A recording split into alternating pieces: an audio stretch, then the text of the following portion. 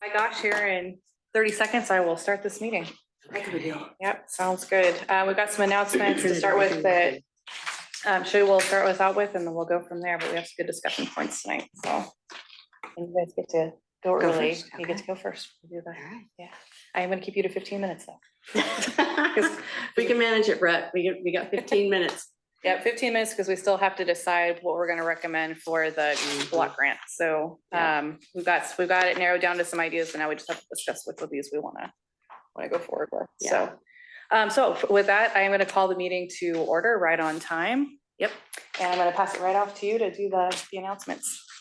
Hi guys. Okay, so I just want to start off with a little bit update on the lawn care rebate. As of right now, we have about 550 of it used up, so we still have quite a bit left. We are trying to advertise in different ways, so we have at least all the Lowe's, Menards, and we're working on some Home Depot still and some local shops. We have kind of posters put up right under the price tags of electric, the ones that are eligible. And we are also working on a mulch blade video with our comms team to try and get those mulch blades, because as of right now, out of that, I believe it was $3,000 that you guys had for mulch blades. None of it has been used up. So all of it that has been used up has been for electric lawn care equipment, none of it for mulch blades. So we are working on something specifically for mulch blades. Yeah. Good. So 550 people have taken advantage of the. No, $550 of it has been used. Well, So not that's that many all. people. But not for mulching blades, but for None of other it for stuff. mulch Right, blades. okay. Or they Yeah, like so them it's like But it's like lower. $50 a shot, right? Yes, and some of it up to 2. So some of them have gotten 100 because they've bought Yeah. multiples. Okay. So So that's any questions on that? Approximately 11 So things it's we 11 bought. people. Yeah. Oh. And that, what was that So time What period? do we expect? Since it's been open, I believe on the 19th is when we open the applications, 11th maybe. Of this Before month? that, of July. Of July. Yes. Okay. Wow, that's actually like not a bad. month. That's not bad. That's not bad for a month. So I did see the most influx of applications as soon as we we announced it and stuff, and now it's starting to slow down, but we're still definitely getting like a couple of weeks. The only thing is that people tend to forget things like not getting their equipment recycled. So that's kind of one of the Yeah. biggest things that they forget to Yeah. do. But getting that video out for the mulching blades will be really helpful, I think. Yeah, and so to our recruit comms team people. is working on that, and so we're Okay. hoping to have something ready to look at on Tuesday, and hopefully Okay. something out by a week after that. Okay, can you send it to me when you've got something to look at so that I can share it with my team and we can, Yeah, whenever it's Have to ready to look at post, it. we'll make sure to Okay. send that out to all of you guys. Yeah. If you have any other ideas as to where I can kind of send the flyer about the rebate, let me know. We have it up at the libraries, all the libraries. We have it at the resource centers as well. So if there's any other place where you think environmentally minded people go and you'd like to share the flyer, let me know, and I can either go print some or send some out in your email. Cool. All right, and then for the part-time sustainability position, so the budget was passed on Tuesday. So we are looking at getting that position posted next week. We are getting it posted like on LinkedIn, through the Hugo Wall School, Public Administration, through WSU, through Handshake, which is another thing that WSU uses. So you guys have any other ideas as to where we can post it? I was hoping Russell would be here for Friends, so maybe we could ask him as to other places. But if you have any ideas as to where we would be able to attract someone for this position, please let me know. We'll make sure to get it posted there as well. With Friends, they have a specific major for this too. So, and again, he can help us with that, but I think that's a good place to look. Okay, awesome. And then Yeah. for our tree policy, we are fine tuning it, so we should have something to present to you guys by next meeting.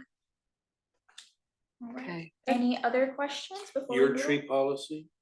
The Cities. sorry, the tree canopy policy. Is this this is from the? So Parks has actually already gotten kind of an update on that. I mean, I thought we initiated. Yeah, so we're getting it presented to SIB here next month. Okay. Yeah, because they're still like fine tuning some of it and stuff to make sure we got everything under that umbrella that we want. Okay. All right. Did everyone have a chance to Is this review? being recorded? Yes. Good, thank you. Yeah. Has everyone had a chance to review the minutes from last month? Any changes? Not that I noticed. Okay, so all those in favor of approving the minutes say, or actually, I guess I need a motion for that. Okay, I'll move to approve the minutes. Need a second? A second. Sounds Thank good. All those in favor say aye. Aye. All those opposed, same sign. Okay, motion passes. Lori, over to you two. for this. Okay. We have been called the Single-Use Plastic Bag Task Force. Have been requested by Mayor Whipple to make sure that we've got the SIB on board, and it's kind of confusing about what we've done in the past with this. So we want to get an official say-so on it. The mayor also asked if we might be housed under the SIB as far as this effort to ban plastic bags. Right. So Brett, you want to go for it and tell a little bit more about it? Yeah, and talking with the mayor, he requested that, he thought that task force would evolve into sustainability. Didn't, but needs to become a part of it, and really the task force, as we said last time, no longer exists, so everything has to come from this action here for them to even respond to it. And so that being the case, it's how do you want to approach it? It was suggested by him that, hey, the task force could become a subcommittee, or it should just be the board itself and as people, take care of it. There's not much of the task force left to, really be a subcommittee. I think there's some burnout on that task force too. It started out with around 9 people, ended up with 5, trying to really staying in there and pushing it and taking a lot of time over the last 3 years. So I think it'd be a relief to everybody if the board took it on, as a group here, to take on the next steps, and make recommendations and approach it, see how we choose to do that. Where we stand right now is to make a recommendation for it to go forward. What they want to see is, how's it going to be implemented? How do we implement this through the city? And how does it take care of like the small restaurateur and such? Your big boxes are already making a move toward that, and they can implement it, but it's how do we implement it with them as well? And what has been discussed too, and the mayor wasn't asking for this, or a few council members have mentioned, but how do we get, some people can't afford the bag, so how do we get that and subsidize it, take care of it? But then what the mayor was really bothered with was, how do I enforce it? He said that he doesn't have licensures on anybody except liquor stores to have any leverage. He has no leverage to enforce anything, so he doesn't have anybody to go out and see if it's being, if people are complying, and if they aren't complying, how do you make them comply? He doesn't know how we do that. So what they're looking for is, of course, we come with a recommendation, we come with solutions too. So that's the solutions. Those are the 3 things we need to address going forward for us to even have a chance to make it through city council. Now in the elections,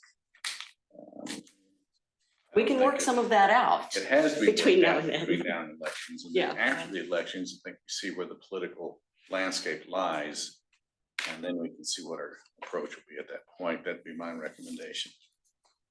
So for your first issue is, okay, how are you becoming integrated into the board?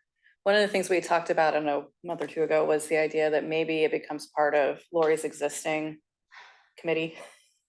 Yeah, that's all we need.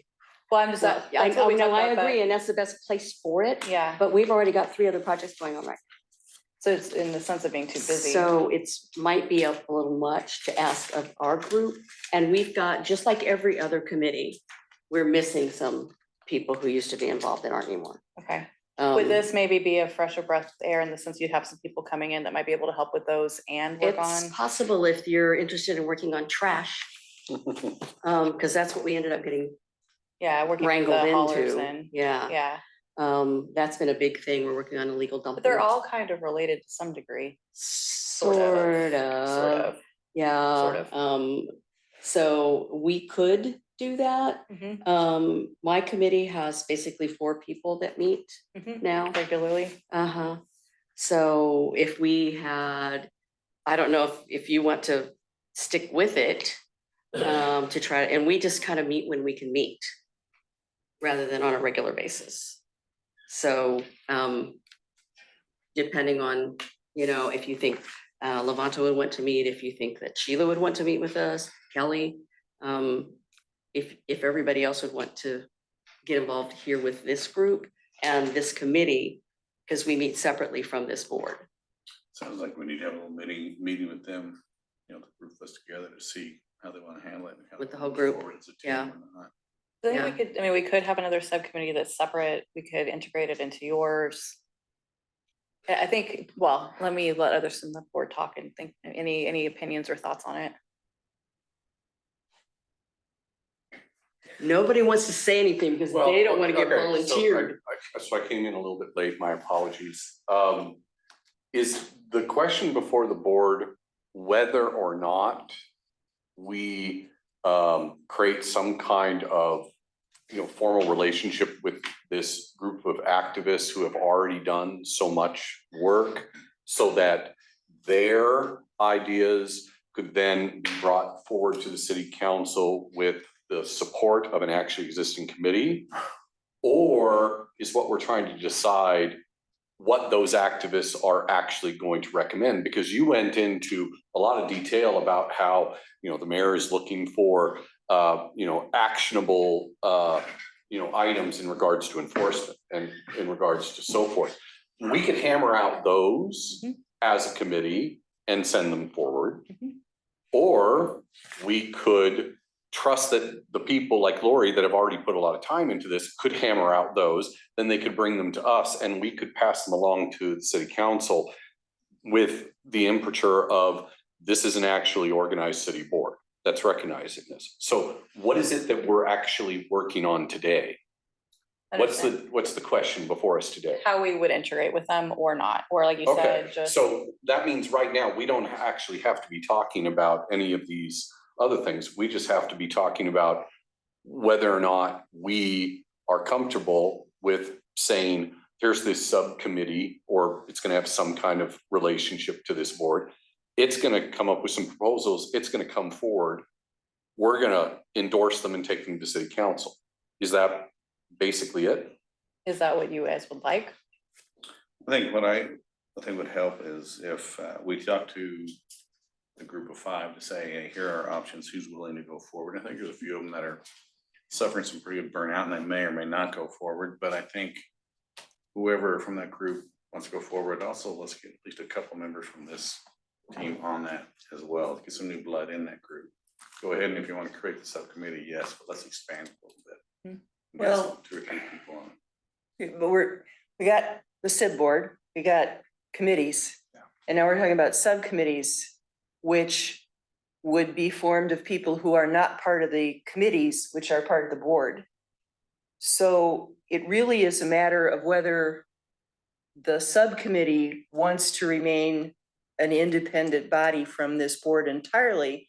And if not, if you want members of this committee on your group, then that kind of bumps it right up to the committee level, doesn't it? And that may be, it may be that you are saying committee and you're just saying subcommittee is I don't know, that might be It has to have a direct connection, line of authority, or they won't listen. It has to come from this committee. Has to Whatever come from this said, that's what board. you're from this saying. board, yeah. Come forward.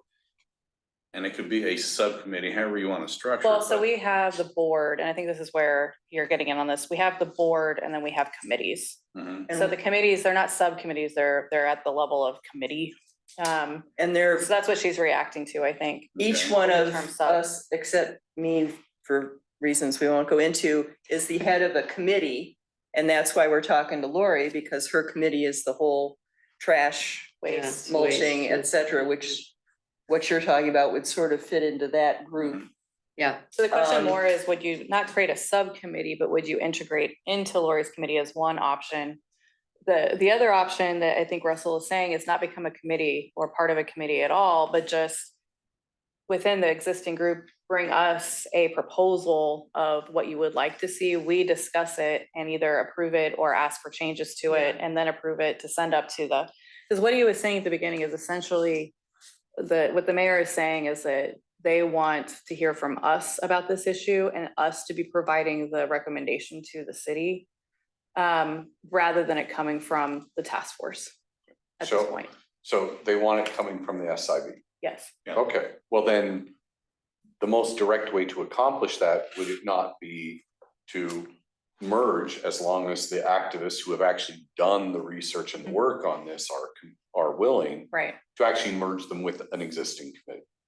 That's my opinion on this, and I then can if we agree with have, that. the night, hopefully, if you already come with an initial proposal of how you want to handle these things, then you're part of that committee, and then we deal with this particular issue, and then you're also helping with other things within that committee. But that's part of the question needs to be answered on your side, right? Who amongst your group would be interested in helping with these other issues that fall under waste management, of which this does, but it's a piece of it. Or you just stay completely separate and don't merge at all, or if anyone who's interested to join her committee does, but you're providing us with a recommendation, then we as the board decide how we're gonna push it forward up to the city council. Is there anything in our bylaws that requires a subcommittee or a committee that we couldn't have just a group of independent citizens make a proposal to us, which we They can. would accept and forward on? No, they absolutely can. Absolutely, I mean, that's an option. So really, I think it's more up to you in terms of how, you know, if you feel like people are burned out and don't really want to join a new committee, that's one option. If you want to come, you know, with a proposal to us of, okay, we think this, and we discuss it and we say, yeah, great, that sounds good, let's push it up. Or, yeah, that's great, but we'd like to advise this, and then we'll push it up. That's an option too. So this is a good time for a mic check, but something that I've seen done well in other places is the committee holds a listening session. And I really like the idea of you can contribute your thoughts to the committee, but you don't have to be a member of our sustainability board. But by having a series of listening sessions, we can ensure that the appropriate voices are heard on the subject, and we can take those ideas and vet them among the appointed board here. One thing we'll be looking for too, that's gonna, I'm sure is to get kind of very clear on it, not push it aside, but I would be okay with coming in and being part of the committee that you're in charge of, and if, you know, this group can do it, and that would answer or help with the fresh blood and people involved in it as well, and then they can get involved in other things, like you said too, if they want didn't know that up front. If that would work, then we would need to, would that committee be the one that go ahead and address the three issues of, okay, how do we implement it? How do we get it to the the areas that can't afford bags, and also how is it going to be monitored? How's it policed and how is it enforced? And so we're gonna, I can see that brainstorming happen on this level here of how we're gonna do that and how we're gonna take that on and give them the solution. So that needs to be worked out. And like you said, that if we could make that happen between now and election day, then after elections, we know where we sit, and then we can look at that, like I said, the landscape out there and see how we want to address it. But So maybe ask the task force members if they would like to join the Waste and Recycling Committee. And Russell, are you on any committees yet? Oh, yeah, I was Just saying. I was just wondering about that. You said everybody here's the head of a committee. I'm not, but am I not allowed to be because I'm actually on No, you are. bicycle pedestrian board as No, well? You are. you can have have a- it. What am you I can in have a charge committee. of? We don't know, we'll figure it out. We'll give you something. Think of I'm just something. saying you could join this committee since you seem to have an interest, so that would be great. I would love named it. off because I'm on the planning board, or the planning Planning board is commission. Oh, so very you can and use that. subdivision Okay, I committee. might. Well, very intense. I'm that'll be my already ace like in the hole. I might use that. spending about 4 or 5 hours a week in meetings, Yeah, plus yeah. prep time, which is another 4 or 5 hours. So we only I'm- have 2 more minutes for this Yes. topic. I'm gonna break in. So yes, you all could be, if you merged into Lori's group and you had those discussions within those groups, and then you brought a proposal to us, we would then discuss it at this level, and it would be approved by this, then that would be pushed up to the city. next step then is we need to meet, we need to see what everybody needs to know what your committee Yeah. does. Okay. And you don't actually need quote unquote permission to do that, right? If you are just as a group saying, hey, we're gonna join in with her subcommittee, then you just do it. I don't believe there's any, I don't believe there's any legal anything. You're just, that's what you're deciding, and you're coming in, and then when you're ready, you bring it, you let us know ahead of this meeting. What, about 2 weeks before maybe? Yeah, about 2 weeks before, so that we can get it on the agenda, and then we would discuss what you propose at that meeting, and the board as a whole would agree, disagree, change it, whatnot, and then send up whatever we've all agreed to at the end. Yep. Just the only thing that I would quickly add, you know, unless I've missed a step here, is that when, you know, you speak to, you know, the people who have been the activists and done the work about joining the trash committee so that, you know, your ideas can come forward and we can move them on. Just to follow up on what James said, I don't think you need to use the language of, you know, you need to join the trash committee. It's simply a matter of, you know, the trash committee is gonna have a listening session. The trash committee is open to your input. Mhm. Would you like to meet with Lori as the leader of the trash committee and suggest stuff? That's all we're talking. We're not talking about some kind of subcommittee We're membership. not anything formal like that. I think you're probably either joining this or you're coming to us as private citizens saying this is what we would like. We again discuss it and move it up the chain. So you can go either way with it, but ultimately I think that's up to what you and the group wants.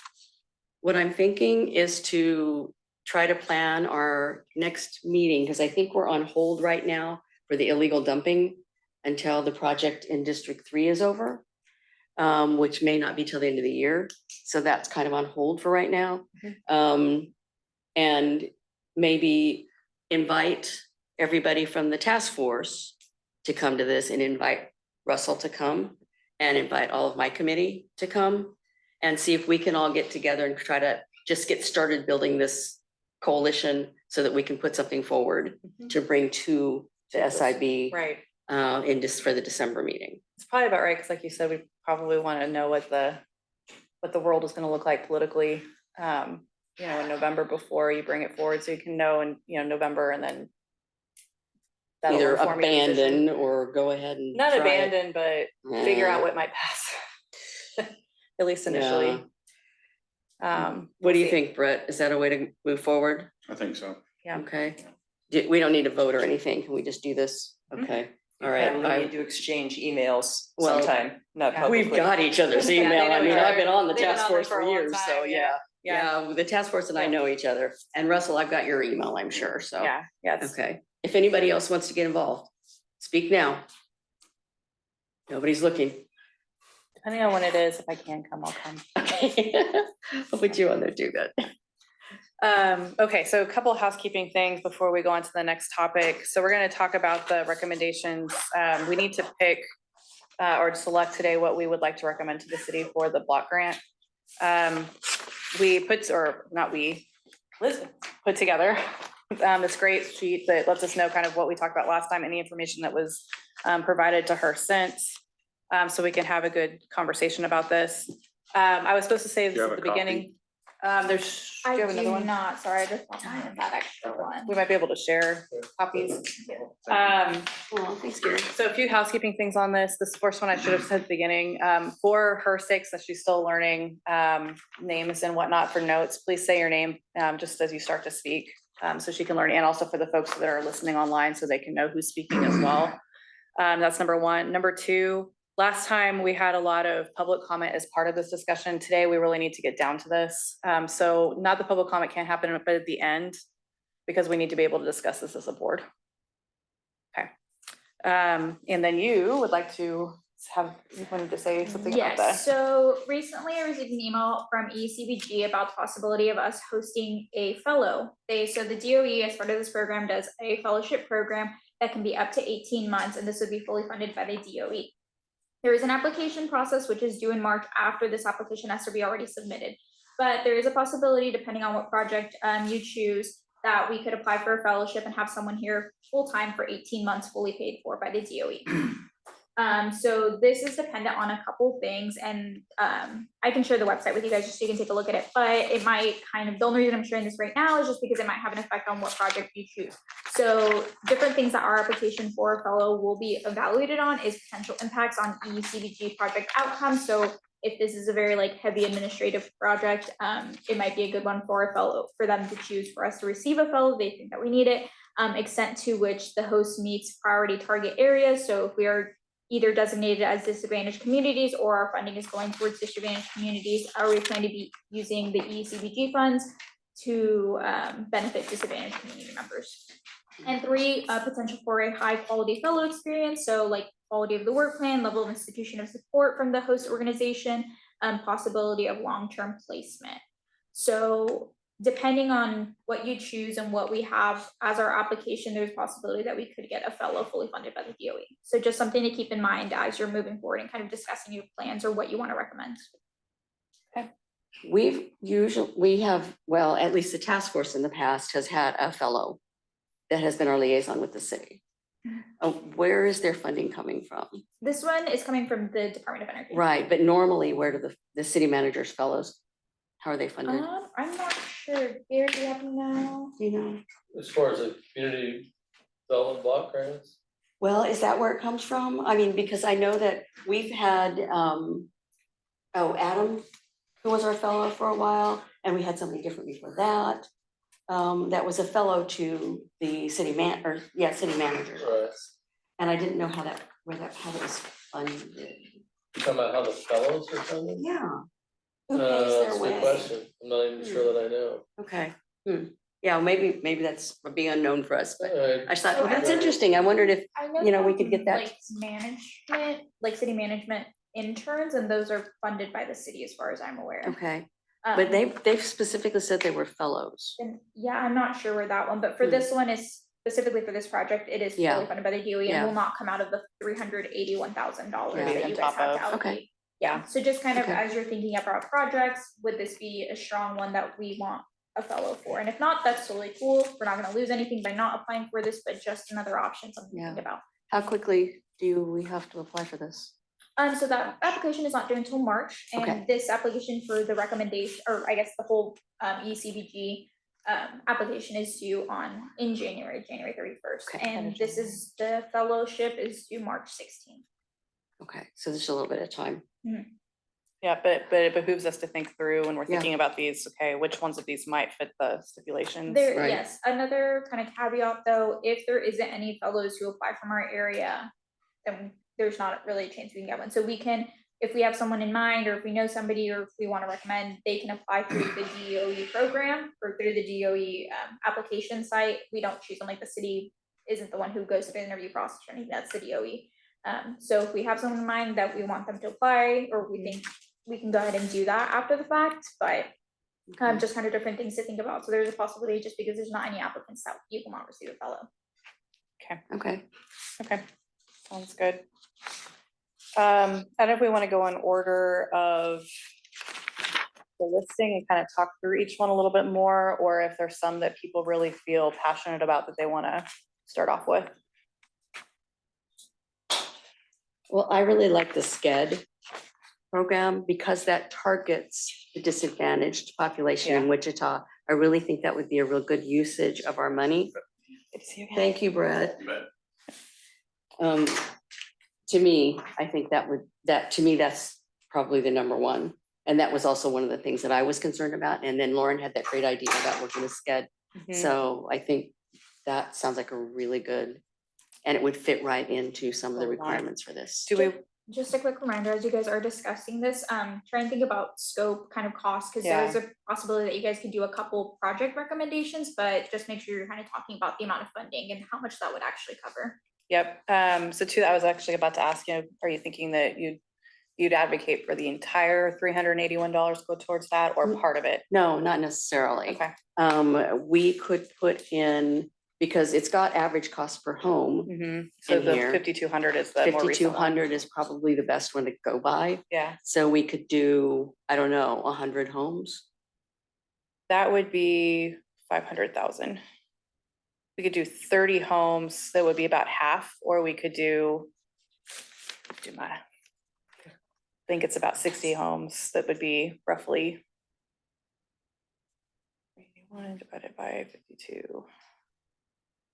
That's 73 homes if we use the whole thing, roughly. Okay, so that's Yeah. why I said like 50. Oh, I think you said 100, sorry. I Oh, misheard you. well, no, maybe I did, maybe I said it wrong. Yeah, that's But I'm okay. thinking, like that maybe use half for this. Mhm. Or are there others that people are really passionate about that we need to split with? And maybe maybe nobody else cares about this but me, but I'm just. It's one, to me, I it's think my this favorite is- too. Yeah, I just think this is a really good use of our funds. Other comments on that, this particular one, people that are really for it, really, or really not? Lauren, did you have any comment on it? You're the one who was coordinating the information. Yeah, no, I mean, yeah, I'm for it. The other thing that I thought about with that fellowship is that maybe that could be, I mean, that's a lot of administrative work to give out those kind of Yeah. funds. But then also that fellow could help SCED get the word out and maybe help use SCEDS money to get more people qualified because they had told us that they, in years past, had struggled to get the word out about the program.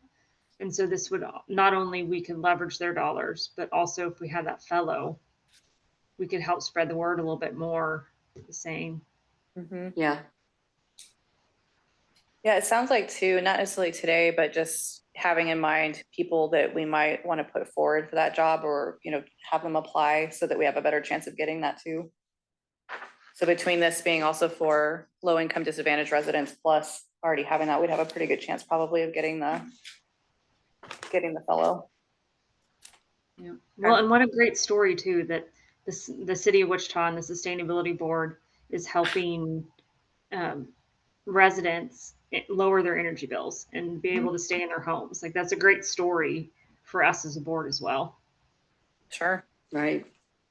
Yep. Okay. My concern about this one is that there's already been funding done under this. You list 21 and 22. Is there also funding 23 that this, so our funding would complement that? It would be in addition to what they're already doing. So Correct. I like the idea. It's just like there's already money there. There is, so this would just allow them to do more homes. They faster. run out every year. If there's other things Yeah. in here which we have not Sure. funding. Mhm. The other advantage, I think, is, this is Deborah, that the administrative people at SCAD are already there. They know how to do this. They know how to manage this program. We would just be feeding them resources, which I think is maybe more efficient for us than having to set up a program, train people, Right, do something that way. yeah. Let me ask this question. Are there other programs? So I think we're thinking we like this one. What else do we like? What are some others that people, yeah, I like doing an energy audit for public facilities. I know that it looks like the 2019 facilities that were audited, it was just only a tip of the iceberg in terms of city facilities. There's a lot of other public facilities that could probably benefit from it, but I think maybe picking a handful of those firehouses that probably get utilized or parking lots that they identified and just do a half dozen of them and then do it and have the intern or whoever gets hired part-time show that, over the course of the show the proof that it does save money. So the city could eventually invest more into upgrading other public facilities as well. I do think that study has already been conducted with WSU. Am I right? say that again. The energy sustainability, I think there was some sort of study related to energy in the city and the city's usage performed by WSU, I believe.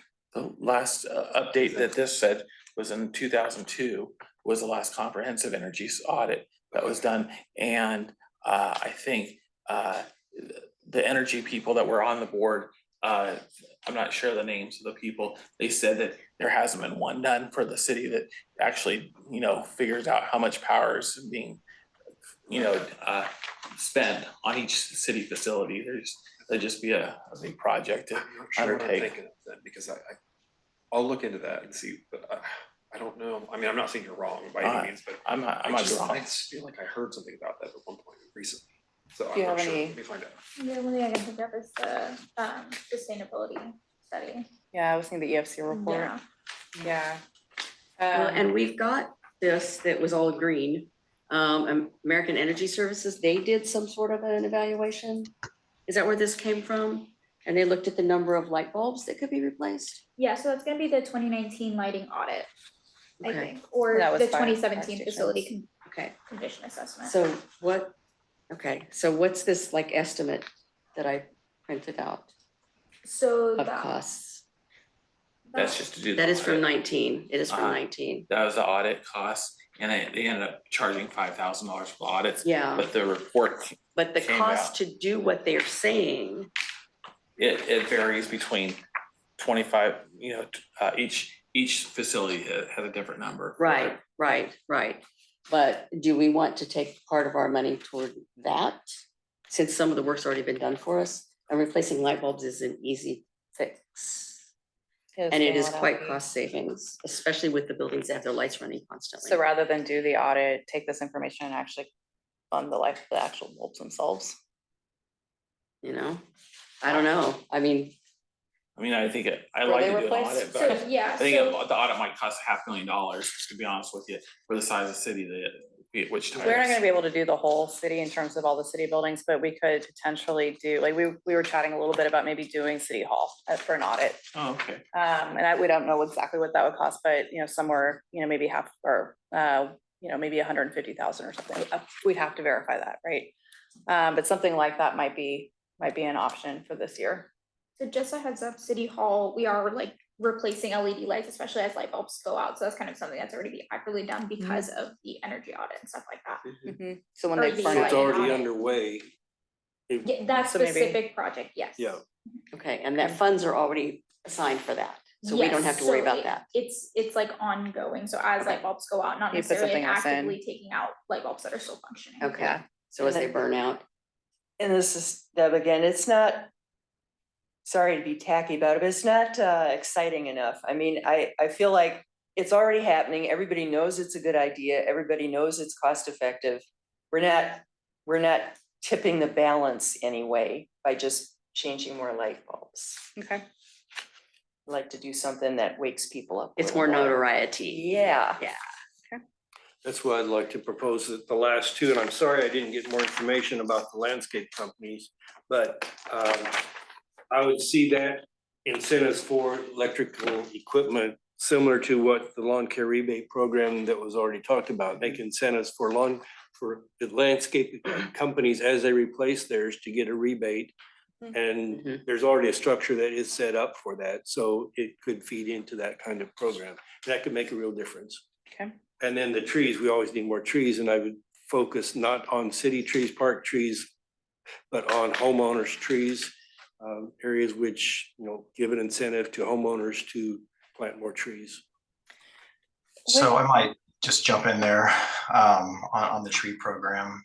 And so I'm gonna share a screen real quick, just so you can see some stuff that I've prepared on that. And so this is, you know, we talked about energy saving trees last time in canopy restoration. And so this is what we do at Black Hills Energy.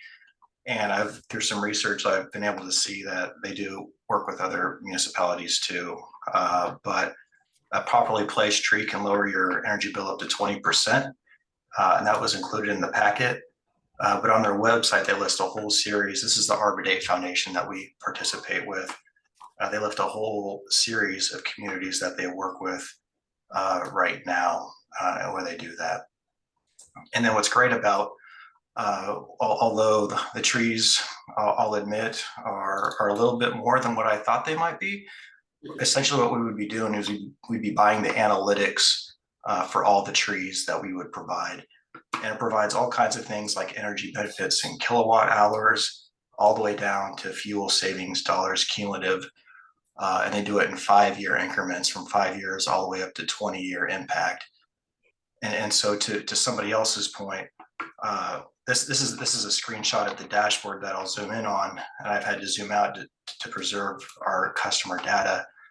But you can zoom in and see exactly where these trees are and see the community impact that these trees have on a community. And so if we wanted to provide a certain number of trees, we could sure target disenfranchised communities or zip codes if that was the recommendation of this board. How we roll out the program at Black Hills Energy is last year we allocated just $5,000, and we were able to get 50 5-gallon native species trees to our area, and that's a dollar amount that we could set, and we can specify what size of trees we wanted, and then further, our customers would register in advance online for these, and you could promote it through social, email, and traditional media. And the thing that we actually really like about it is you could either do a pickup event where somebody could come and pick it up, or you can actually mail these things to people. And so the administrative work on this process isn't hard at all. Obviously, trees vary in cost depending on the size of the tree. And then we would just be up to this committee to determine a size that we would offer. And then I will say that they're popular is the thing that, you know, and where we prioritize this project in other communities, we gave out 50 trees in the course of of the day online. But the really cool thing, and this is a way to kind of quantify this, is they could give the city and our board something to really brag about, that not only are we giving energy saving trees to our communities, but we can talk about the number of water runoff that we've saved, the carbon that we've sequestered, the energy that we've saved, as well as in our communities. So it's something that we implement across our footprint from Kansas to Arkansas, all the way up to South Dakota. And since there was interest in canopy restoration, this is what I wanted to share with you what we do and put that in before the group. Elizabeth, when we saw this a long time ago, but when the heat map from the tree study was shown to us months ago, I know that it was areas around airports and some of the aviation companies and whatnot, which makes sense because it's a lot of pavement. Those are some of the heat areas, downtown, of course.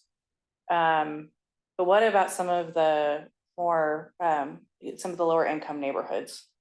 Can I just say that this last winter and spring, as bad as tree loss has been in South Central Kansas for like the last 20 years, and then the last 3 years is even worse. This last winter, we've lost even more. There is just a staggering need for both private and public trees. Street trees are dead. And any older neighborhood, which is often where lower income people are, is having that. Their trees are often the ones that were planted when the neighborhood was developed 50 or 100 years ago. Yeah. And they're aging out and dying even faster than the trees in more suburban neighborhoods. So what if we did this, but we did it stipulating, maybe age of neighborhood or low income areas or both?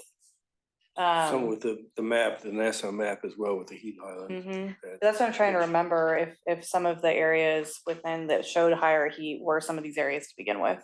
So we have that data too, to add into the proposal.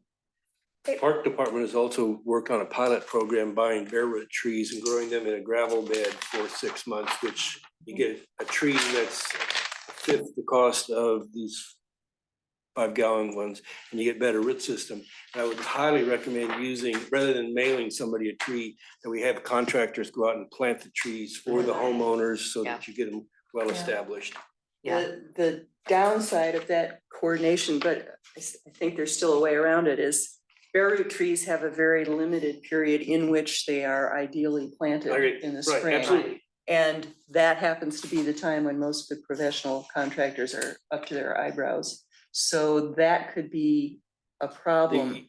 But I think there are also, if we would get, for instance, the master gardeners to do it as a project. That would be cool. And get some volunteer people who are knowledgeable and know how to plant trees. Maybe we could get around that crunch. Well, I'm a master gardener, and there are volunteers that do that and other people, but again, with the pilot program that the park is doing, they're in the gravel beds all summer and they're being planted this fall.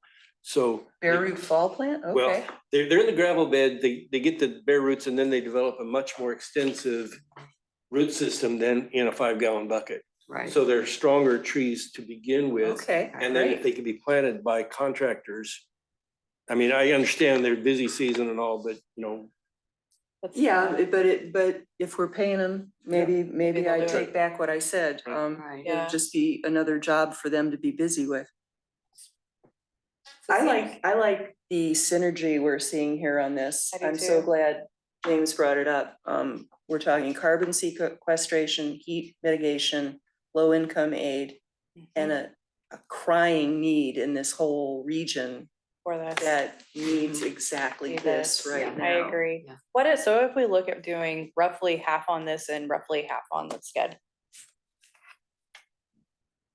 That would be targeting the area of concern in the Yeah. city. So you're helping lower both with income energy areas. efficiency with the houses directly and indirectly with the trees, or directly with the trees, Yeah, but also working on the canopy. doing both could really make a difference for a lot of these Of homes. Put a tree on the south side. In my and- heart, I want to do all trees, but I see where we're going, and that might be the best way to get the most bang. I'm not sure I agree with that. I mean, Yeah. a lot of our conversations are conversations about hiring a sustainability director, our conversations about these possibilities right here. A lot of the conversations that have taken place here at the board, from what I've seen, is very much aware of the need to activate, to inform, to impress. I mean, this is the exact point that you were making about, as valuable as changing light bulbs all throughout the city would be, and it would be valuable, it has no public impact. Well, the fact of the matter is that trees are pretty public. They are pretty public, and I'd like to believe that, improving the energy efficiency of homes that would serve at-risk populations would have the same public impact, but we know it's not. It's not going to have the same visuals as putting in trees. So, I mean, obviously we can't do everything. We have to make choices. And I'm not numbers. opposed to the idea of splitting it up, but I mean, when you Well- say your heart of hearts says, let's do all trees, I mean, I don't think that they're, I'm pretty certain that there's probably a pretty good argument for doing that, for Well- just going all in on this one project. Let me ask about the numbers. What number did you say per sked? 5,200? 5,200 per house. How many trees can we put in the ground for 5,200? Do you have any idea, Tom, of No. the cost of those I trees? asked, but I didn't get an answer back. And Dang. it was like 6 months ago that my memory doesn't last that long, so. We usually budget like 250, and this was a year ago, and it may be bigger, $250, $300 per tree to put in like a 5-gallon. Especially with a So contractor these- plant. Yeah, Yeah, contractor if you're paying plant, a contractor, right? but it depends on the size of the tree, it depends on a bunch of other stuff, what kind of tree. But something on that order, so for $5,000, we can do a lot more trees than we can make one family's house better, which is important. But what he said. I was just gonna add that Elizabeth Bishop is here on the meeting, and actually, I think she has that information about the cost of trees. She's the head of ICT Trees, for those of you. There you go. Elizabeth, do you have a, kind of off the top of your head estimate? I'm sorry that to tell Russell that no, I don't. Sorry. But I got to tell you, I'm sitting here salivating. This discussion is wonderful, and as the chairman of ICT Trees, we would love to collaborate with something like that. We have experience with volunteers and promotion and so forth that we would be able to lend to the project. I have a couple of issues I might mention if you don't mind. One is I think it needs to be more hands-on, more actually advising the people that want a tree where the best place would be, knowing, to call 811 if you're going to be digging in the property at all.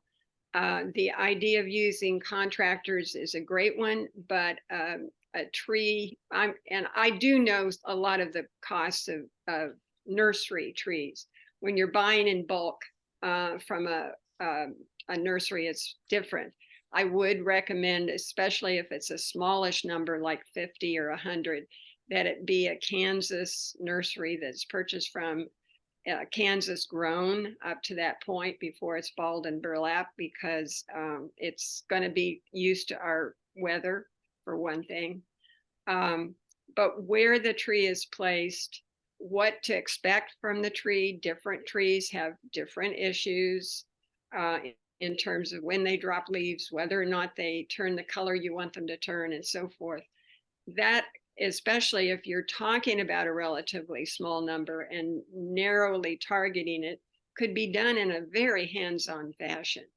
We have certified arborists on our board, and we'd be happy to collaborate as much as you would like to help with that. For a nursery tree, the cost is generally somewhere in the neighborhood of $200 to $300, and then half of that again for the planting.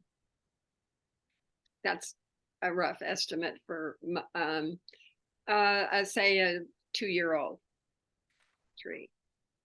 Maybe an inch and a half, 2 inches at breast height Caliber. So, diameter. yeah. The advice on what variety of tree, I think is very good, but we have the Kansas preferred tree list put out by the John Pear horticultural thing in Hayesville, which is absolutely the best source, and it lists a wide variety of tree varieties that are healthy in this climate right around here in Wichita. So I think we can, even for the number of trees we're planting, we're not gonna overplant anything. So I think we could just say, as long as it's on that tree list, it would be good. I think Liz is absolutely right. I can't tell you how often a perfectly good, healthy tree gets ruined because somebody puts it too close to the building or too close to the driveway or in the wrong place or on top of pipes. So. Or under the getting- electric line. Yeah, or under the electric line. So getting that advice, the Kansas one call thing, and Kansas grown really makes a difference. A tree that is pulled from some nursery in Nebraska and brought down here and planted may die the first summer. So, but all of those are surmountable problems, I think. We And would if you also. find in bulk, you're gonna get a better price. Yeah, Right. she's talking retail. I was talking what the landscape design firm that I work for budgets when we know that a contractor is gonna go to a wholesale nursery, buy the tree and plant it Yeah. in bulk. So I did a little bit, this is really quick math, but if it's $250 a tree, just using that as a number. If we used all of the funds for it, that's 1,500 trees. If we used half the funds for it, it's a little below 800 trees. That 1,500 trees would be absolutely wonderful, and it will barely make a dent in the need currently, the current tree deficit in Wichita. Am I right, Liz? That would be fantastic. Yes, it would, and especially in those neighborhoods that need to be targeted. And it does make a difference. I have a sycamore tree, and Deb can tell you what kind of shade a sycamore tree provides, and it's on the southwest corner of our house, 20 feet from the house. And we put up with all those leaves in the fall because it's wonderful shade. Especially up over the garage, it keeps it cool all summer, or cooler anyway. One of the things that we might need to add to this though is like a video or something that would help people understand how to care for the trees. Yes. Because often people go, there's a tree. Yeah, And they don't touch it. And I think that would need to be part of the deal. If They'd we have to be pay for this educated. tree, you need to water it, how many Right. times per week, Right. and promise So that you will do we'd that. have to have some sort of education that follows every Yeah. tree. Yeah. So that And people are we know what they need requiring to it do. to be on the south side of the house? That Asking? it helps on the south side, it also helps on the west side, and for some houses, it depends, it may help on the east side, and especially in the older neighborhoods with maybe a 50-foot wide lot and a 30-foot wide house on it. Yeah. If you say only on the south side, you're not gonna Not be be a- 3/4 of the potential houses right off the Yeah. list, because they don't have anything on the south side but a sidewalk. At my south side, I have mulberry trees in the tree line that are not necessarily on my property, but there's also walnut trees on my neighbor's property. So we've got all kinds of fruit. It's irritating a lot of the months of the year, like right now when I step on those stupid nuts. So there's lots of trees that are obviously native. The mulberries are considered to be invasive, but I still love my mulberries. They're just a mess. But The those, preferred- the right, that's all the preferred tree space I list- have is right there on the tree line. That's it. Yeah, I think the preferred tree list would save us from having to address all those issues. It's already been addressed. Yeah. We just let the experts give us the list of what's acceptable. Right. Yeah. But also allow people to choose a fruit tree. Boy, that issue, that gets us into the whole. Yeah. Those are things I think we can figure out later. To feed themselves is what I'm it's thinking. more- There, Yeah, and I can They're see, messy. I but know. there are also specialized care, which I think might be asking a little much of people.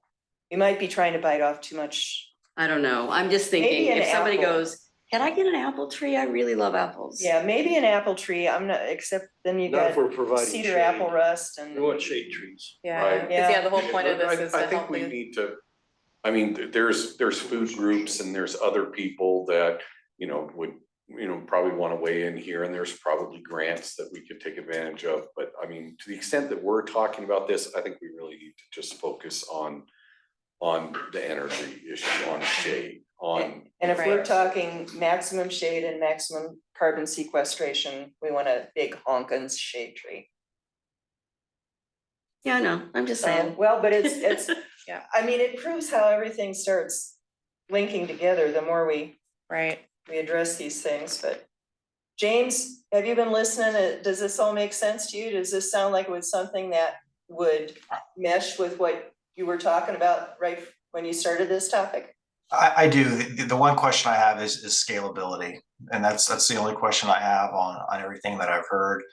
And I'll just admit, I still really like Lauren's idea, and as is my motto in life, I would prefer to diversify our funds among the two, and see which of these are and measure their success throughout the course of the next year is what I would personally like to see. I mean, that So, is fair. Would we be able to, so this is this year, but we would apply next year and potentially gain the same amount of funds again, or how does it No, work for so future this is years? funding that has been allocated directly to us and we just need to apply for it. So it's not funding that's competitive. It's been formula dollars that have been. No, what I allocated mean to is us. it It's not. annual? No, it's not annual. Okay. Okay.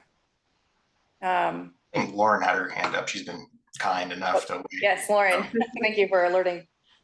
Go ahead, Lauren. What kind of data do we have to have for the deadline for next month? Like how much do we need to truly drill down? Can we just say half is going to go to energy efficiency and the other half to trees, or do we have to drill it down to how many trees and how many homes? Oh, well, the more specific you guys get, the better we can to accommodate your requests. So whatever information you guys get with me today, I'll get with Penny and we'll kind of come up with the stuff to fill in with the application and fill in what is more plausible for the city. But the more specifications you give us, the better we can accommodate your request. Okay. Can you find out the cost? Is it Chris? Is the arborist for the city? I can't remember his name. Gary Harris. Gary, right, yeah. Can Gary give us some numbers? Yeah. As far as trees? Yeah. That What way it we would can at cost? least have that, so we'll know exactly how far half or all of this would go. Yes, but Gary won't give me an answer tonight. No, So I we need know, to I'm write just an saying. application Now. today. Yeah. Well, I mean, it sounds like largely we are thinking half sked, half trees. Is that what I'm hearing? And just the number of trees that we would buy with that, or the number of homes. we would Yes. Yeah, I mean, with Determined. I can tell you, and again, just the math on this for the house side, based off of the average cost per home this year, it'd be about 36 to 37 homes for half the money. And then for trees, it would be roughly, based off of $250 per tree, it would be 780 trees. And I don't know whether these gravel grown might be different, but, and I don't know if they would have enough to do No, they it. We would- may, They're all contract, or they're already more or less. yeah, so they, So it'd be an experiment, something to be done next year. But, the fastest way to do it is to find a local vendor who has that 750 trees Mhm. that we could snap up. And then in terms of this would be not public spaces, this would be for homeowners. Is I'd what we're, recommend homeowners. right, okay. Yeah. We work on parks, we can make a recommendation to parks and public works that they plant trees as well. For sure. Elizabeth, I would have to talk with my board, but it's very possible we could do specific fundraising to expand the number of trees. I believe that diversifying the trees is better rather than filling a neighborhood, say, with the same kind of tree that's happened too often and it doesn't work out well. But we could fundraise and add to the program and also help to develop in a hands-on way where you're providing the education as you go, so, like not overwatering an oak tree or whatever. Yeah, we could create a partnership with you in multiple ways, it sounds like, so that would be great. Okay, help you get more exposure that way too. If we did it, it's like you said, you could fundraise from it, help us with it. It's a good partnership overall. Okay. And I know that you said not a lot of discussion. I My name is will. Randy Timish. And I've been talking about this tree stuff for a long time. One of the problems too with the trees, we have a lot of dead trees. Something needs to be done with that. I know you can't do money with it, but something needs to be done. I know a couple that spent a full month in New York City planting trees. And they did it as part of the Sierra Club, and they came back with a lot of ideas. So there's a lot of nonprofits around, I think, who could really I think this is great and would be very involved. What about even, again, this doesn't have to be decided tonight, but just putting an idea out there for once this is implemented, working with Habitat for Humanity as well, maybe with some of these trees. Do they do trees? No, but if they're building a home for It would be someone, like a couple of homes worth of trees. I don't know whether they add trees when they build a home. no, or but not. there's a potential partnership there of, they also have a huge volunteer network too. So if we offered some of these trees towards their homes Yeah, plus. a couple of trees per house. Mhm. Can ask One It's south, also one on the west. hitting, we can talk Yeah. with Danielle too. Ann Fox. Well, or is Danielle. on my who's- board and she's on Habitat, so. But something like that, and you're also, again, then targeting lower income Yeah. homeowners who maybe need the help getting the trees in the first place. So I'm just throwing that out there as an idea. That doesn't have to be decided today, but I think there's partnerships like ICT Trees, Habitat, the folks that you're talking about. I think that, there could be a lot of great partnerships through this too. You have your hand up? Or are you just scratching? Okay, I just saw your hand. I will say though, that I just filled out a survey that I got in the Bill from Arbor Day Foundation, and I don't know, hopefully they're not sending me the trees now, but I made a donation and I got 10 free trees. Yeah, I've done that before too. But a donation, but 10 free, free. But the whatever, trees but are this it's big. worth it. Yeah, they're gonna be, Yeah. they're gonna be seedlings. Yeah, it takes a while for them to Yeah, grow. but I gave one to my friend and it's still in her backyard and that was 20 years ago. Mhm. It's a big tree now. Yeah. So again, I'll pose the question. We're about 30 minutes away from the end, but I think we maybe are getting somewhere with this. At this point, are we thinking half for trees and half for sked? Is this where we're going?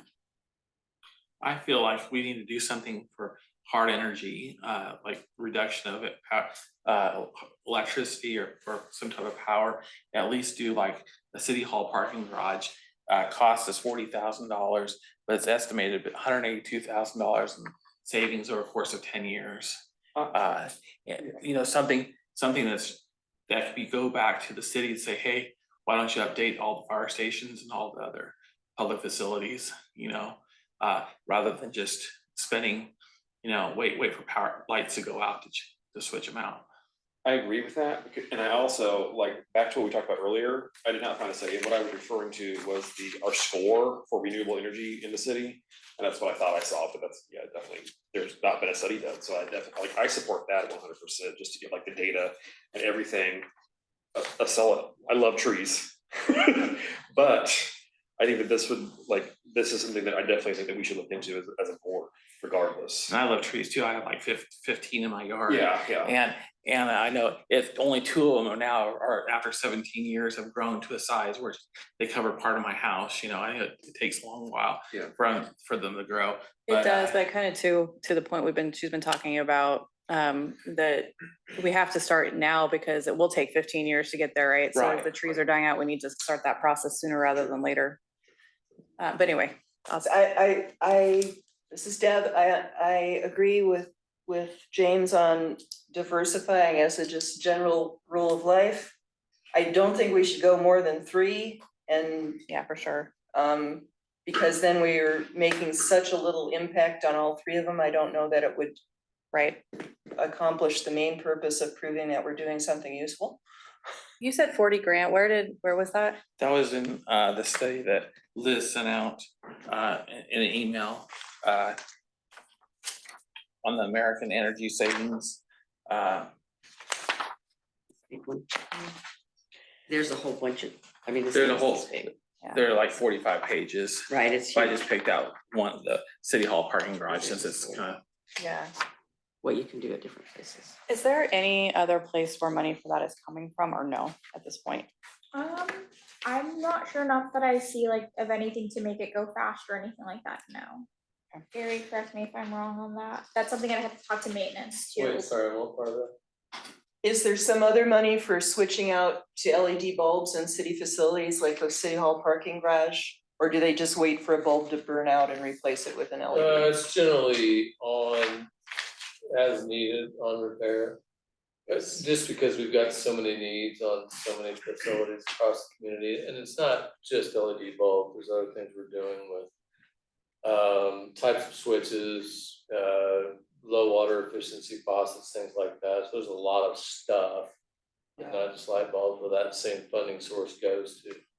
So I may be asking you to speak against your employer here, but the city knows that that needs to be done, right? I mean, we're not, by funding, if we would fund to have, say, the light bulbs changed in city hall parking garage, and the city would save X number of dollars over the next 10 years, but that's not gonna surprise anybody, right? I mean, everybody knows that that's exactly what needs to be done already. Right, and we have a goal to get there, it's just a matter of having finite resources Yeah, and an infinite number of things we've gotta get done, right? yeah. So I what think do you you can think? get, and listen, I don't know if you probably do have updated information on there from our facilities group, I'm sure, but we can kind of follow up on that one to make sure. It's generally right now as needed. Do you think it would help either staff or political leaders to fund a project like that as just a pilot project and say, see, it really is worth putting more money into this? Or is it just gonna, oh, good, that's done, now we can move on to the other 500 things? I think probably what I think is what you said the first time is everybody knows. Yeah. I don't know that it's gonna be that impactful. I would like to talk to Chris Sewell and kind of get his opinion. He's really our energy expert, and I think we can get some more information on him. I know it doesn't do any good tonight, Right. but we could get some more information on that soon. All right, thank you. So we can decide how we want to split the money up tonight and then get more concrete details on cost and what it will pay for by next time. Yes.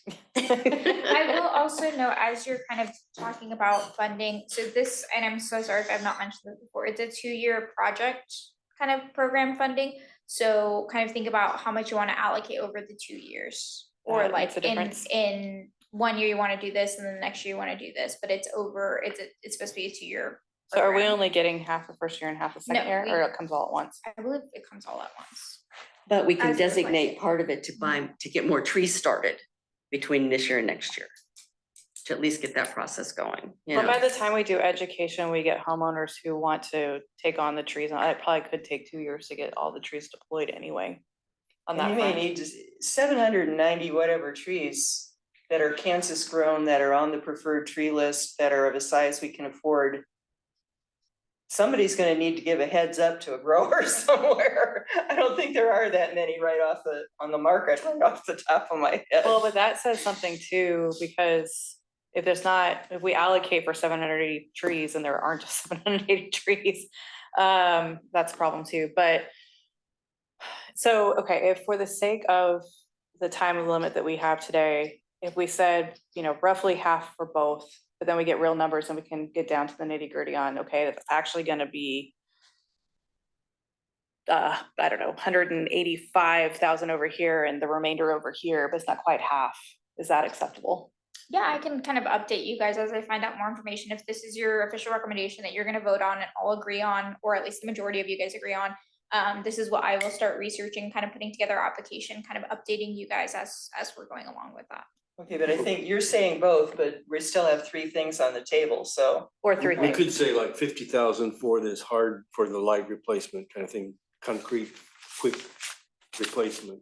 And then divide the other half, the other 320. If Deb's, observation is correct, and the primary aim here is not necessarily to accomplish X amount of energy conservation, but rather the primary goal here is to convince X amount of people that this is a valuable thing to do, and thus create momentum.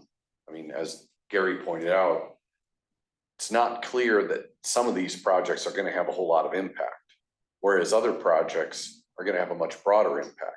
And then we have to ask ourselves, who is it that we are trying to impact? Okay, so I could see projects that might be somewhat impactful to, decision makers, to people in the city staff, people that are on the council. And of course, it's really important to motivate them because they're the decision makers. Though we also have an election coming up, so we don't know who the decision makers are going to be. And then there's public impact. I mean, you say we don't know if you can find, 750, 800 trees across Kansas. I mean, Kansas is a pretty big place, okay? I think we could. I think we would just need to give somebody a heads up Right. early enough. I mean, I think that if we made it a priority, we could probably find 1,500 trees. Sure. And we could go all in on one thing. And that might not be, the best use of that money. But again, if the goal is to try to activate people and make a splash and get more people engaged, we have to ask which people. We talking about city deciders? Are we talking about the public? I mean, putting in trees, that's a story. That's the thing that attracts a lot of eyeballs, a lot more so than work that absolutely does need to be done. Right. And is going to be done anyway, as Gary pointed out, just, a whole lot more slowly. I think that before we vote, we should at least, discuss clearly what are the aims in regards to our final overarching goal any one of these particular projects have. Doing trees seems to me like a great way to, serve the energy needs of many people in Wichita and also make a big public splash. Working with homes of, people that desperately need the work done, that's going to serve a lot of people. I don't know how big of a splash it would be, but maybe it would, move the needle with a lot of decision makers and so forth. So my feeling on this is that ultimately we need to look also what the grant is asking for, which is to serve under or low income families, right? That's part of this. So if we can target both the trees and the homes and really work in those neighborhoods, it's not going to solve all the problem with the trees across the city, but it'll target certain neighborhoods that really need the help. And ultimately, whether that's a big splash for the public but it helps the people that this grant is supposed to be serving. That is my opinion. And that's why I actually like both. Because the weatherization program through SCED, there's requirements on what level of income they have. So we know for sure that we will be impacting the disadvantaged and low income communities through the SCED partnership, because that's how they qualify for that program. Right. And I think we also target the trees similarly in the same areas so that we are, again, I guess not going to solve the whole problem. We know that, but it'll help the areas that need it the most. I was going to ask you to put your communication subcommittee hat on and did I just do it? address what he just said, but I think you just did. Thank you. No problem. But yeah, no, I think for me, that's why I like the combination of the two, but we again focus this very specifically into low income areas. And while I do appreciate what you are saying about, on the energy efficiency side, I think if we're gonna do, with the amount of money we have, it seems like a lot of money, but yet it's not. Mm-hmm. So I would rather pick two, this is me speaking, two rather than more and spreading it out too much.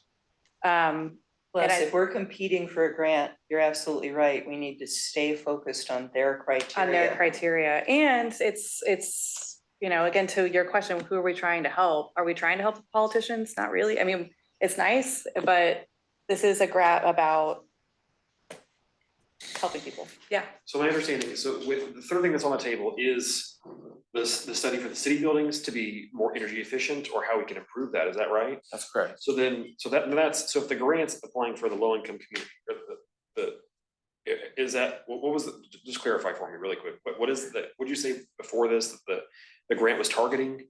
So one of the criteria, or I don't know if criteria is quite the word for it, but So they want the project or whatever it is to have at least a partial Justice 40 kind of aspect to it, which includes helping out marginalized or disadvantaged communities, which if you do either the tree or weatherization, both of those impact. But it's a nice story to tell. We're doing both, right? It's they both complement each other.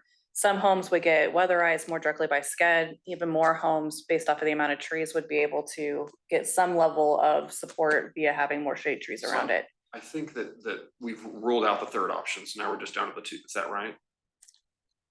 I think so. And I would say that if we're gonna do the tree option, which I support the tree option wholeheartely, Mhm. I think it needs to be open up to the entire public. I know how hard it is to get a tree established and get it to a size that actually, you know, covers the house. Mhm. You have to have people that are really invested in them, in doing and growing the trees and taking care of them, and you know, hiring a forester to arborist to trim them and stuff like that. But the Water thing, weekly during the summer. what's that? And water weekly. Yeah, during the and summer. even water them 3 or 4 times in the winter time, just because it gets so dry through the winter time. But doing all those things, you want someone that's really invested into growing a tree. And I think if you just limit to 20% of the population, that, or 30%, I'm not sure what the threshold is. What that breakdown is.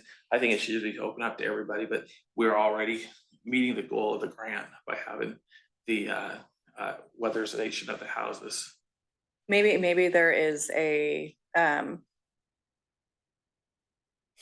like a preference, or, you know, if we try to put a good portion of those trees into lower income, but that there's some availability to the community as a whole or something like that. So I still think even with what you just said, you know, maybe there's some support that we could be doing, or that ICT trees could help us with, in helping support lower income areas too, with supporting the trees or whatnot too. I mean, I think there's ways to, because ultimately these trees need to go where they're needed the most. Sure. And I think from the heat map area, if I remember correctly, I'm not sure that I do, but if I do remember correctly, some of the lower income areas were some of the areas that were in trouble. So from that standpoint, I think we can find, again, don't disagree with you fully, but I think that there are ways to help support these trees wherever they go. No. Well, and Laura, the Justice 40 has a screening tool, and it has identified zip codes within Wichita. So we could just say anyone in these zip codes, and then we don't have to mess with a, you know, screening for income. It could just be if you live in those zip codes. Yep. Yep. We are running out of time today, and if we want to have any public comment at all, we're going to have to move forward. But let me just put it this way: is there anyone uncomfortable with the idea of, at least for tonight, saying, you know, roughly half are going to both of these projects? I think that's reasonable. Okay, so I'm going to put that forward then as a real motion. Can I hear a motion from someone? Well, I'll move. Sorry. Go for it. I have a motion on the table to spend roughly half of the funding on the SCED project and roughly half on trees. Is that sufficient for tonight in terms of outlining it?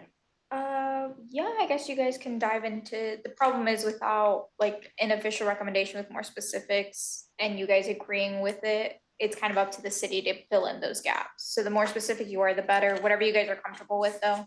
And the trees will go to the Justice 40 zip codes.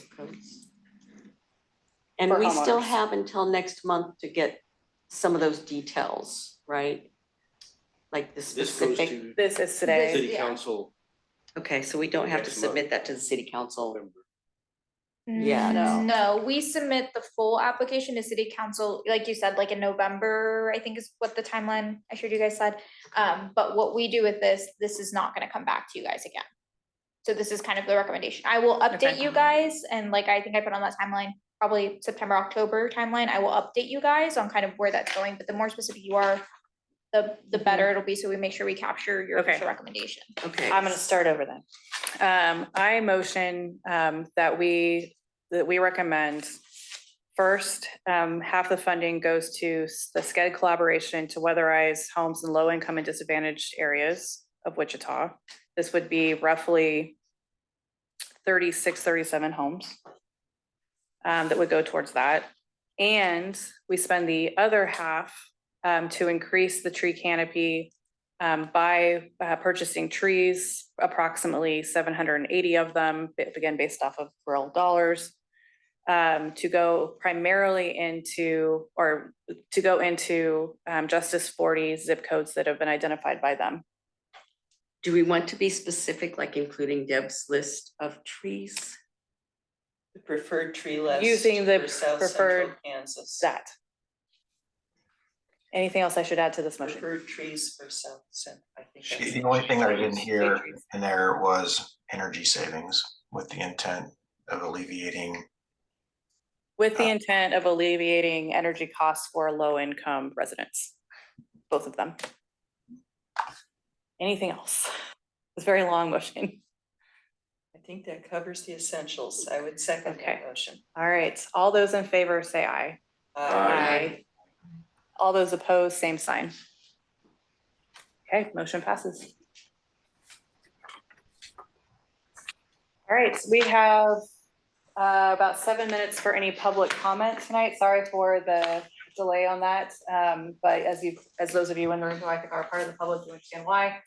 But I'm happy to hear any thoughts, comments, ideas that you want to share.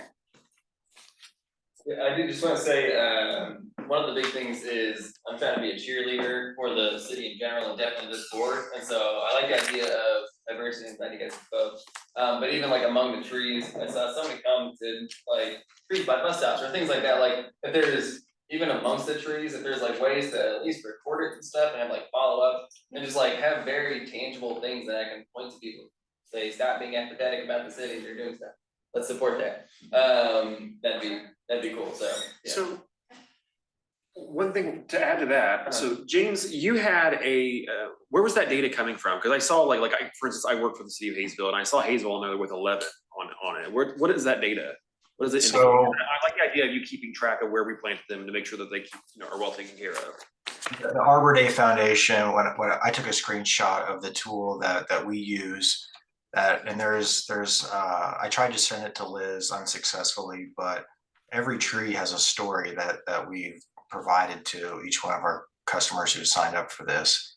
And so if I were to zoom in far enough, because we serve customers in Hayesville, I could click on that tree and provide the estimated benefits of that tree over time. And that is kind of what I alluded to when, although the trees might be, the cost of the tree is the cost of the tree, but when you partner with an organization like the Arbor Day Foundation, they're giving you those analytics on the back end. I definitely think that would be something beneficial so that, we can continue to see the growth of it and all those other things. Obviously, many of us may or may not be on the board that long to see the tree grow up, but I think our Yeah. terms end by then anyway, so. But keeping track, Yeah, documenting where they are How they're doing. and Yeah, if they that would be good. survive. Even in Hayesville with the tree farm that we have, I go out and drop a point every time we plant one at any of the parks and I keep track of all of that. So we can track their age, how much they've grown, and just all those things. So that's definitely a tree inventory is something that we should definitely look into too. Yeah, and like the bus stop thing even has a little bit of the degree of, you don't have to wait as long for it to get some shade, like you were saying, the structure is a lot higher than it, a lot bigger. But if it's even just over a bus stop, it's like, people can take reprieve out of that, like pretty quick. Oh, yeah, they will. So, and then that's something that you can like document and be like, look, citizens, look what we're doing. Yeah. So. Continue to reach out to the citizens and the nonprofits, because planting trees just makes people feel cool. I think grow Girl Scouts, Boy Scouts, you know, those guys like doing this stuff too. It's true. That's And- true. Yeah. And if anybody wants to see what a tree makes a difference, go park in Exploration parking lot. Yeah, no They kidding. have lots of beautiful trees. Yes, they do. And then go park in one that has no trees. It's misery, it's especially this year. That's true. Yeah. I think it's 20 degrees, if not more. Oh, yeah. In that lot. And you're keeping, you know, even, the cement's being cool. And Mhm. not just the reflection of the cars, so. Right. Yep, makes sense. And Any- trees do more than shade. Mhm. They also provide moisture, Mhm. and that's part of the cooling effect of a tree. Right. And then like you said too, also with carbon sequestration, I mean, there's just a lot of benefits to this one. Yeah. I mean, yeah. Other public comment for tonight. Elizabeth. All I'm gonna say is thank you. I think this sounds absolutely wonderful. And I look forward to helping in whatever way we can. And going forward, there's so many, it seems like it's just so many opportunities. And I get the sense, I have gotten the sense for some time that there's a pent up desire for additional trees in this community. It's not just in the parks, but in homes and homeowner association areas and just lots of different places that people are anxious to have more trees and to be involved with having more trees. So thank you so much. Welcome. Okay. Hearing no other comments tonight, I guess we'll go ahead and adjourn this meeting about 5 minutes early. Good work, everybody. That's a miracle. We've never done that.